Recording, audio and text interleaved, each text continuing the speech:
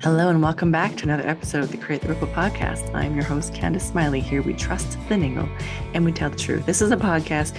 We are looking to have conversations that matter, conversations that take courage to engage in, where we cut through the noise that exists online to bring you incredible content, amazing speakers, and stories to inspire you to live your best, listen to yourself, and tell the truth of who you are and who you just might become. Hey, welcome back to another episode of the Create the Ripple podcast. I hope you're enjoying season 3 so far, because I am certainly enjoying coming and sharing with you. Loving our new format. Today, you're going to hear just from me directly as I sit in my tiny house with a cup of coffee. And we're going to talk about boundaries. Now, the reason we're going to talk about boundaries is because last year was a lot about trust the niggle and tell the truth. Now, if you haven't listened in and you're new, welcome. I'm very glad you're here. For those of you who've been following along for a while, maybe it's time for me to update you on what's going on. So trust the niggle. The niggle, as I interpret it, is this sensation you have. Usually shows up as a sensation for me, certainly in my body, in my gut, in my solar plexus, as a sense that something is not quite right, or that there's something more, and that there's something, I guess, would be the way to put it. I call it a niggle because a niggle sort of implies that it's not necessarily pleasant, but it's not unpleasant. But essentially, it's inconvenient. A niggle is always inconvenient. Inconvenient in the sense that it's going to ask you to do something that you weren't necessarily prepared to do. Or maybe it's going to encourage you to make change. And we all know people don't like change because change is unknown and usually has an impact, not only on our personal life in terms of adapting and new things, but also on our networks. And nobody loves that. So trusting the niggle means learning to trust ourselves, because I can't think of any particular time when I was growing up. Not that I didn't have a beautiful, idyllic childhood. I did. Love you, Mom. Love you, Dad. You guys are amazing. However, I don't know that I was ever really taught or encouraged, inspired, trained, given the tool set to trust myself. In fact, the opposite is often true, especially now, right? We say, go and do this, and we're uncomfortable with it. We say, go hug Uncle Murray, and we don't really want to. All that to say, this weekend coming up, I had an opportunity to talk to my daughter, Inara. She's 7.5, and she was feeling slightly uncomfortable with some of the activities that were going on, not in a bad way, just they were new because she hadn't experienced them before. They are exciting things. They're a sleepover. However, when you're 7.5, you might not be ready for a sleepover. I got to count myself in all of that. And what ended up happening is I had this brilliant opportunity to talk to her about trusting herself, that it was okay to feel excited and also not sure about what was coming. But that niggle, this being uncomfortable, was a powerful opportunity for her to speak up and tell her truth. For her, that meant, hey, I'm uncomfortable. I don't know what's going on. I'm a little bit nervous. I'm excited and I want to try it. But what if I don't want to try it? What if I can't do it? Which I think is a really interesting space. And I was so excited to be able to talk her through this, to be able to trust herself, listen to herself, learn to hear herself. Now at 7.5, not like myself and so many of you, my beautiful listeners, where I can remember being in my 20s and having this woman who would read cards, and she's the one who encouraged me to start reading oracle cards, angel cards, and stuff like that, to really tune in as a tool to learn to reconnect to myself, because I was so disconnected by the time I hit my 20s about who I was and what I wanted. And I really wasn't living in integrity. I didn't know how to live in integrity. In fact, there was a woman in my network, I've interviewed her a couple times on the podcast, who has something called integrity seminars. I'll put a link down below. And the whole idea that she would base her entire company on the word integrity was scary to me, because it felt so foreign to that. Not that I'm not an honest person. Please know that. I was raised that you tell the truth, and you tell the truth all the time. The problem became for me when the truth was uncomfortable, when the truth was scary, when the truth brought on shame. Do you feel me? The truth for me was that at 17, I was sexually assaulted by a boyfriend, and I fought really hard against my parents and the people who loved me who said, I don't know if it's a good idea if you hang out with this guy. He was significantly older than me. I don't know if it's really, really good. This feels too fast, too soon, too whatever. And I fought because I thought I knew all of these things. When in reality, if I'm really honest with you, my beautiful listeners, if I'm really honest with you, that was the first time I can remember as an adult, almost an adult at 17, when I felt a niggle. For me, that niggle showed up as fear when he said, I'm coming to visit you. He's from overseas. And I thought I should be excited. And I was. I was excited. But for that half a heartbeat before I got excited, I felt fear. Instant, tingling fear. And after I hung up, I remember thinking, why am I afraid? Like, I love this. I love this guy. He's beautiful. He's amazing. I was caught up in all of the drama and everything else that came along with it. I was terrified. Terrified. And I tried to push that down. I tried to push that down. I tried to push that down, which I was living out of integrity so much. I can't even tell you. Fast forward to when he comes to visit, and within 8 hours, I was robbed of my innocence and forever changed. And was hiding the fact that he was asking me to do things that I was uncomfortable with, physically, emotionally. How do you start to tell that truth when I felt like it was going to be, and I told you so moment, and I was terrified and I was overwhelmed and I didn't know what to do with all of these things? How do you do that when telling the truth and choosing to integrity means shame? And I think that this is why it is so hard for so many of us to be honest, because it brings up guilt, it brings up shame, it gives us I should have, it brings up I wish I would have known. It brings up a lot of these kinds of feelings. And so choosing to tune in and listen and trust yourself and trust the Niggle and trust what you know to be true for you is an incredibly brave thing. So first know that. Telling the truth, as I think you can tell, is less about telling the truth to the world, because honestly, I'm a firm believer that sometimes the world doesn't need your truth. I really don't know that social media or our attunement to it or our fascination with it, our addiction with it is actually helping us. In fact, I'm pretty damn sure it's not. If you've been following me for a while, you know I'm also an essentialist. We'll get into that on another call. But essentialism means asking what's important now. It's more than minimalism. It means every part of my life tunes into what is essential, what is actually contributing to my happiness, what is part of my big mission plan. And it's simpler than all that, but we'll dive in another day, another time.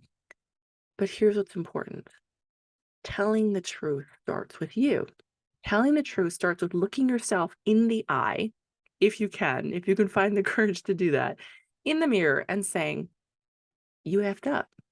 You're in trouble. You're not happy. You're hurting. He's bad for you. This isn't good. We got to do this. The same token, sometimes that niggle can be there. You're meant for more. You could do this. And it's scary as you know what, but you're going to do it anyway.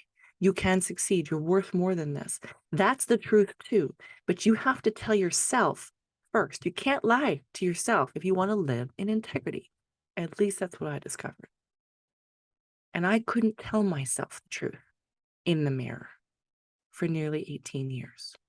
I said he'd touched me inappropriately. I said different things. I didn't give it the gravity that it needed. I didn't give a lot of things that happened to me, good or bad, gravity, the truth of what it was. And that affected my ability to tell the truth to anybody, especially me, because it was shame-inducing to do so. And that kept me silent for so long. And the only place I could tell myself the truth was in my journal. The only place I could be honest was there, which is one of the reasons why I'm such a big proponent of journaling. Because maybe you can't tell yourself yet, but you can write it out and you can burn it, or you can write it out and throw it away immediately. But you can start to do that and give yourself the grace of beginning to slowly adjust your life to being 1000% in integrity with yourself. Because once you can get to integrity with yourself, it is exceptionally easy to tell the truth in every area of your life. This includes meetings you don't want to go to. It includes little things, luncheons, friends. You will suddenly find yourself tuning your life, tune, to exactly where and who you want to be. The most beautiful thing about this, and I want this to come across more than anything else, is the sense of peace that you have is incredible. It is worth all of the discomfort in changing the plan and talking to people. It is worth all of the uncomfort as relationship changes happen and you change and it's uncomfortable and it's a new world. Living outside your comfort zone is really uncomfortable. But your mental peace, mind-blowing. And you realize that there's nothing that anybody can say that can hurt you because you've been hurting yourself long enough by living in the shame, by keeping it all in the shadows. And when you pull all those things, your truth, out to the light, it's not as scary anymore. It's magical. And the funny thing about it is, and Muriel Rukeshire says this, she said, what would happen if one woman tells the truth about her life? The world would split open. Guess what? It does. And at first, when I heard that, I thought that that meant my life would split open. And believe me, it did. When I started telling the truth of my life and living, trusting myself, trusting the Niggle and speaking that out, it was like I took a bomb and I blew it up in my life. I blew up relationships, friendships, business partnerships, you name it. It was not pretty. And there is some atonement that I need to do for that, which I'm actively doing. But when you emerge from that,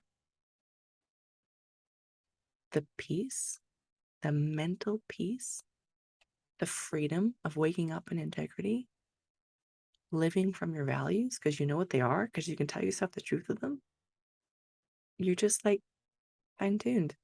And it's beautiful and it's amazing. And I found that by disappearing into the mountains, getting quiet, turning off my phone, disappearing and not talking to anybody. And it's still something that I've come to love more than anything I can possibly tell you. And I'll be talking more about that this year on the podcast. The power of being in your feminine and getting away and creating space for creativity. Listened to a beautiful book the other day called You Are a Goddess. If you want to get ahead of that, go for it. You Are a Goddess by Sophie. Sophie, I forget her last name, but the link will be in the show notes. And it was about the priestess of Babylon. It was stunning. It was beautiful. It was amazing. And it sort of brought home why it's so important for me to have a 4-day work week and to leave space for creativity. Do you know how indulgent it feels to leave space for creativity, to schedule my life so that within my day there's time for rest, recharge, focusing on my children, turning my life upside down on its head after nearly 13 years of prioritizing my business and my life. And for a season, I was a single mom. So let me tell you, I felt like I had to. I felt desperate to work my business more than spend time with my child at some points. And how beautiful it is when you tune your life in and you get into integrity, that I've been able to turn that upside down and on its head and say what's first and foremost important to me: my children, my mental space, my peace. And coming to the realization that if I'm negotiating with anybody, it must be with the other person and not with myself. That if I'm negotiating with myself, I am ultimately stepping out of integrity with myself. And that is the power of trusting the Niggle and telling the truth. So from this place of first trusting yourself, using tools like journaling, meditation, quiet thinking, setting aside time blocking. So you have time to do this stuff. So I have time to do this stuff, to tune in and listen, and then tell myself the truth of that. And then from that space, figure out how I'm going to communicate that, because that is where the boundaries come in. It's really hard to set boundaries. So I originally hated boundaries as much as I hated the word integrity, because I had no concept of how to do this.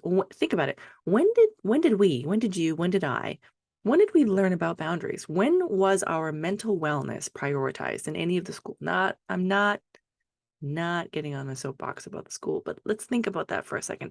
These are life skills that we are not given, that then we really need, I think, for life. We are never taught, except beyond the examples that we have through our parents or the people around us, about what love is. So why are we so hard on ourselves? Why don't we take courses on how to be in love, how to know what love is, how to recognize narcissism, how to clearly express what your needs are? How do we do that? We don't teach or inspire. And so that's the beauty of things like podcasts. So this educational shift that the world is seeing right now, and beautiful people who are showing up to saying, let me teach you, let me show you, let me give you a masterclass on that. And kudos to all of that. But here's the deal. We must first start with knowing who we are and what we want.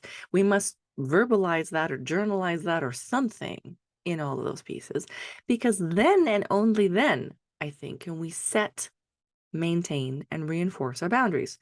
So boundaries for me were something that people crossed, but I didn't even know where they are. And so it was always challenging, where I felt like, I feel like boundaries are like, the pylons or those big orange and black traffic signs, that say, the big arrows that point this way. So you go into one lane versus the other lane. I don't know what those are called. Drop a comment and then I can better express myself next podcast. But anyway, I've always felt like those were my boundaries. The problem is I just put them willy-nilly. I didn't know where they went. And some people would crash into them and I would have to pick them up and drag them back to where I wanted. Nobody likes to have a boundary reinforced after they've crossed it. They typically get very pissy about that. They're angry. Nobody likes to cross a boundary without knowing it, or if they do, they're doing it intentionally, and that's a whole nother call. What was beautiful about taking time to trust myself, to figure out and ascertain what I actually wanted, where my boundaries actually were, what conversations needed to be had to change that or reinforce that, allowed me to say in my own mind, first and foremost, remember, this is about you, to the mirror, to my journal, here's where my boundary is. And it would show up on my paper like, I think I'd like this to be the case. I think I would like to not do this anymore. I think I would feel better about myself if I didn't engage with this person anymore. I think I would feel better if I said no to this job. I think I would feel better if I was better with my time. I think. This is kind of wishy-washy, doesn't it? But it created for me, which I didn't know at the time. I didn't know what I didn't know. It created for me a space where I gave myself the gift of time to figure it out. I gave myself the gift of time. And what do I mean by that? I mean, I trusted myself. I listened to myself. I told myself the truth of it. And then I didn't necessarily have a need to act on it right away, because sometimes when you tell yourself the truth of what is, you need a minute to process.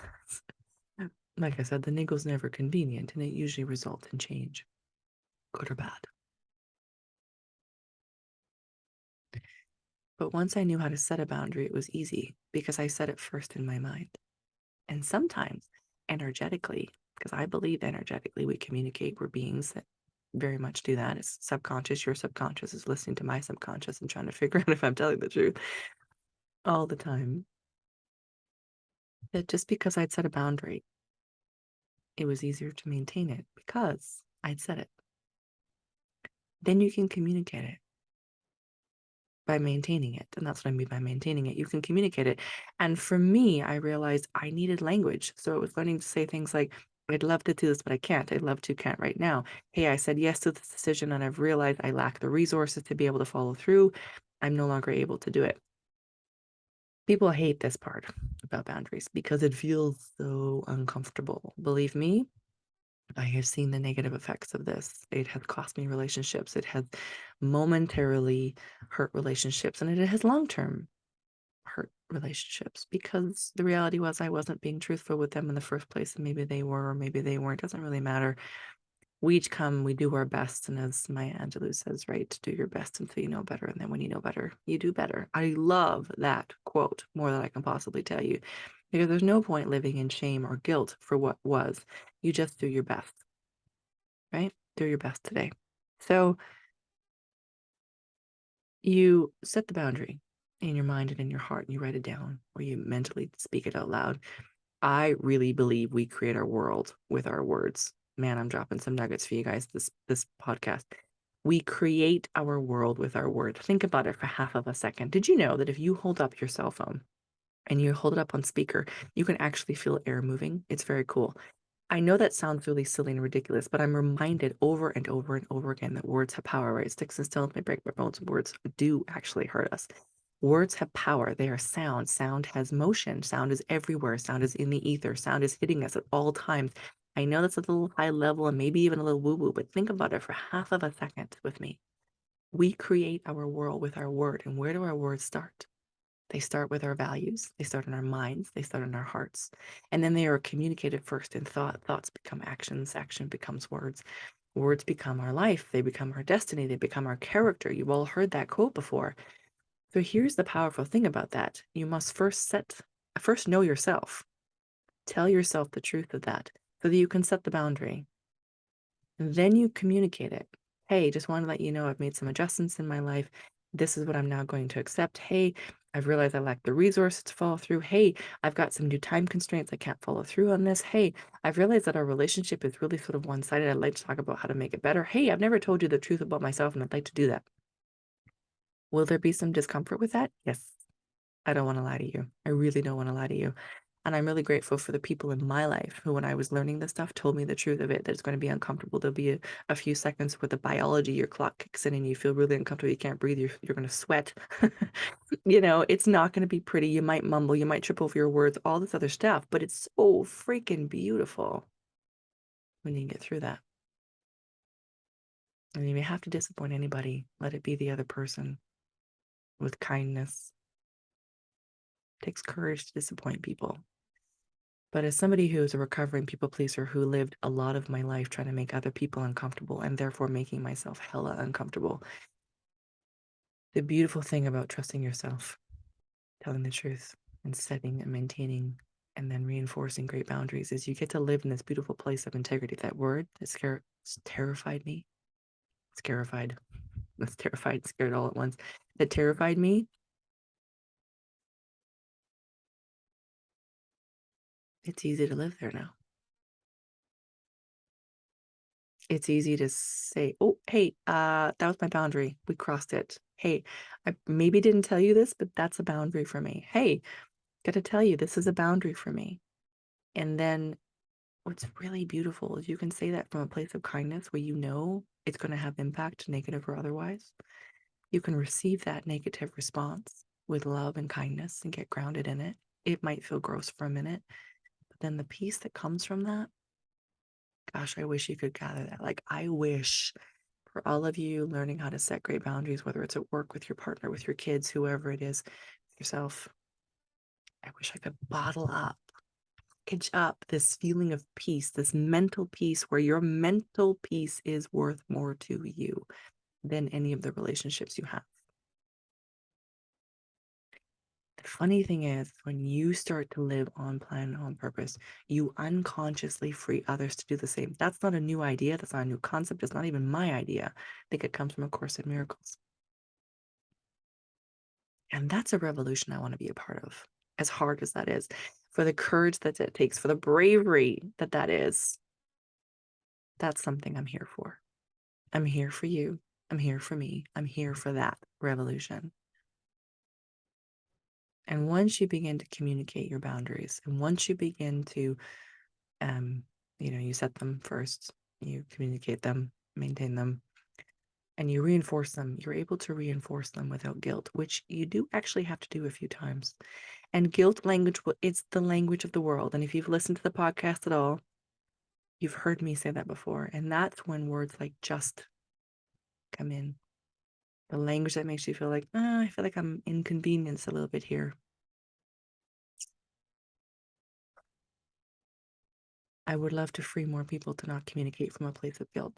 I think sometimes we communicate from a place of guilt, myself included, because we are afraid that if we communicate without it, our needs will not be heard. Our needs will not be met. And so I'm learning to speak to the people in my world and saying, I feel like you didn't hear me the first time, so I'm going to communicate my need again. A great book for you to read on this whole idea is Nonviolent Communication. There'll be a link down below.